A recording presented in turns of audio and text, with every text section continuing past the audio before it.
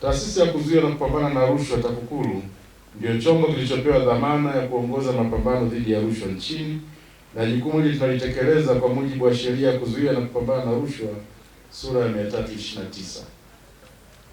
Kama ambavyo mkurugenzi wa usimamizi wa miliki TAKUKURU Mhandisi Daktari Emmanuel Kiabo alivyoeleza, TAKUKURU imejiwekea utaratibu endelevu wa kutenga bajeti kujenga ofisi zake kila mwaka.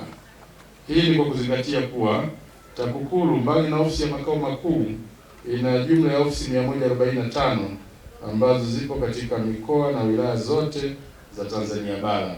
Aidha, TAKUKURU ina vituo maalum 6. Kwa ujumla wake, kati ya ofisi hizo 145, majengo yanayomilikiwa na TAKUKURU ni 70 ambayo yapo katika mikoa 23, wilaya 46 na kituo maalum 1. Vile vile majengo yanaendelea kujengwa katika mwaka wa fedha wa 2025/2026 ni 11 ambayo yanajumuisha ofisi moja ya mkoa na ofisi 10 za wilaya. Aidha, katika mwaka wa fedha 2026/2027 ulioanza tarehe mosi Julai mwaka 2026, tunatekeleza miradi 12 ya ujenzi wa majengo ya ofisi, ikiwemo miradi 2 ya ofisi za mikoa na miradi 10 ya ofisi za wilaya. Hivyo kwa hesabu hiyo mtaona kwamba hadi kufikia mwisho wa mwaka huu wa fedha wa 2026/2027 tayari tutakuwa na majengo 93 ya ofisi za TAKUKURU. Lakini tutakuwa bado tuna ofisi 52 ambazo bado hazijafikiwa na mradi wa ujenzi wa majengo ya ofisi, na hizi ziko katika mikoa 2, wilaya 45 na vituo maalum 5. Kwa hiyo tunaweza kusema kuwa wilaya Makete ilikuwa ni moja ya wilaya zenye bahati kufikiwa mapema na mradi wa kujengewa majengo ya ofisi. Hongereni sana na Makete.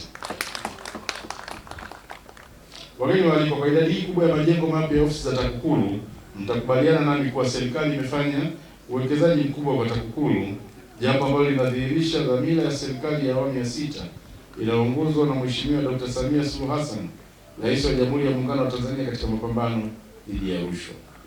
Kwa niaba ya management na watumishi wenzangu wa taasisi ya kuzuia na kupambana na rushwa, napenda kuchukua fursa hii kutoa shukrani zangu za dhati kwa Mheshimiwa Dr. Samia Suluhu Hassan, Rais wa Jamhuri ya Muungano wa Tanzania, pamoja na serikali ya awamu ya 6 anayoiongoza kwa kuendelea kuiwezesha TAKUKURU kwa rasilimali watu, vitendea kazi pamoja na fedha. Uwezeshaji huu umetuwezesha kujenga majengo ya ofisi za TAKUKURU katika mikoa na wilaya, na hivyo kuwapatia watumishi mazingira bora ya utendaji kazi, lakini pia kutoa elimu bora kwa wananchi ambao tumepewa dhamana ya kuwahudumia. Nitumie fursa hii kumwahidi Mheshimiwa Rais kwamba tutaendelea kuchapa kazi kwa juhudi na weledi na kamwe hatutamwangusha. Wageni waalikwa, kama ilivyojulishwa hapa, jengo la TAKUKURU wilaya Makete hadi kukamilika kwake limegharimu kiasi cha shilingi milioni 416.9. Tumejulishwa pia kuwa kiwango hicho cha fedha kilichotumika ni ongezeko la shilingi 33.5 milioni, sawa na 8.74% ya bajeti ya mradi iliyokuwa imetengwa. Hata hivyo, ongezeko hili kama tulivyoelezwa na mkurugenzi wa miliki lilitokana na baadhi ya changamoto ambazo tayari ameshazieleza. Nitumie fursa hii kuwapongeza wataalamu wote kutoka kwa mshtiri wakiongozwa na Mhandisi Dr. Emmanuel Kiabo, pamoja na wataalamu kutoka kwa mkandarasi wakiongozwa na fundi mkuu Bwana Mohamed Kasim Mtopela, ambaye kwa bahati mbaya nimejulishwa kwamba anaudhu, hivyo hatuko naye hapa siku ya leo. Pongezi hizi wafikie pia watumishi wa TAKUKURU mkoa wa Njombe wakiongozwa na mkuu wa TAKUKURU mkoa wa Njombe Bwana Kasim Ephraim.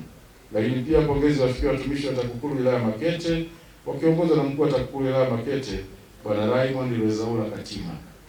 Ninawapongeza kwa kuwa mlitumia taaluma na weledi wenu mkubwa katika kuhakikisha kuwa kazi za utekelezaji wa mradi huu zinatekelezwa kwa kiwango cha juu na kukamilika mapema kadri ilivyowezekana. Hongereni sana. Katika hatua nyingine, ninawapongeza pia kwa kutumia utaratibu wa ujenzi wa force account. Utaratibu huu, licha ya kuharakisha taratibu na michakato ya ujenzi, unawanufaisha baadhi ya wenyeji wa wilaya Makete kwa kupata ajira ndogo ndogo kama za saidia fundi na nyinginezo, na hivyo kuwawezesha kujiongezea kipato. Napenda kutambua mchango mzuri sana wa fundi mkuu. Hatimaye tuko naye Bwana Kasim Mtopela kwa kazi nzuri sana aliyoifanya kama wote tunavyoshuhudia.